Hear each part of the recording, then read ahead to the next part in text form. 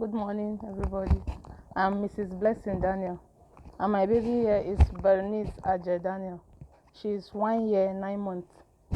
I gave birth to her on the 3rd of June, 2018. When I was pregnant, when I was like 35 weeks, we discovered high blood pressure. So I was placed on some medications.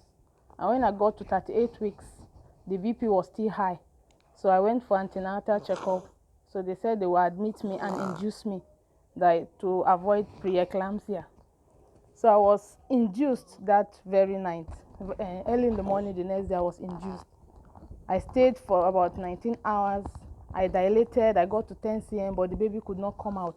They were seeing the head, but she could not come out. So they now suggested CS. And I was taken to the theater, and they did CS and removed the baby. After they removed her, she could not cry because she was very weak as a result of the fetal distress. So she was placed on oxygen immediately, and they referred her to intensive care unit. So they took her to St. Gerard, where she was there on oxygen. She was unconscious for 5 days. Later, she came back, and they started feeding her through the nose. They fixed NG tube and were extracting breast milk to feed her. When it got to the 10th day, she removed the NG tube by herself. That was when she started crying. As she pulled the NG tube, the plaster drew the skin, so she shouted and started crying. Thereafter, they discharged us. So when she got to 2 months, we discovered that the head began to increase in size, gradual increase, and she was vomiting at every feeding, choking and vomiting. So we took her to hospital. They checked. They discovered she had Communication Hydrocephalus, and she was booked for surgery, which was done. They did the surgery about first week of November 2018, and they fixed the VP shunt on her that is reducing the fluid. After then, the head size began to reduce, and they placed us on some medications like encefalobol, osteocare, and a lot of them.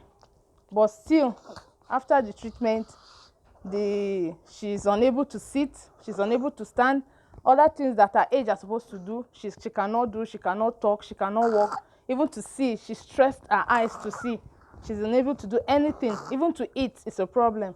She only take pap, and if you even give her water, she begins to choke.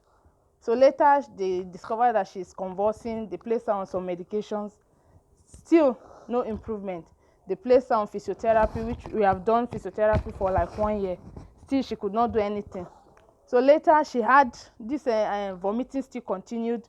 We were referred to National Air Center in Kaduna there, which we went there. They checked. They said they have to do ovulectomy for her, which was done. Still, the vomiting still persists. So they now referred us that we should go back to our neuro doctor, which we continued. So last week, my friend watched a program on TV about Body and Brain Foundation. So she advised that we should come to this place. So thank God I'm here today, and I've been given some supplements to use. So I believe and hope that when we get back, as she takes the drug, I will see rapid improve in her condition. I want to use this opportunity to thank the Brain and Body Foundation and for the federal government, the Ministry of Health, for their contribution. May God Almighty bless and reward you. Thank you.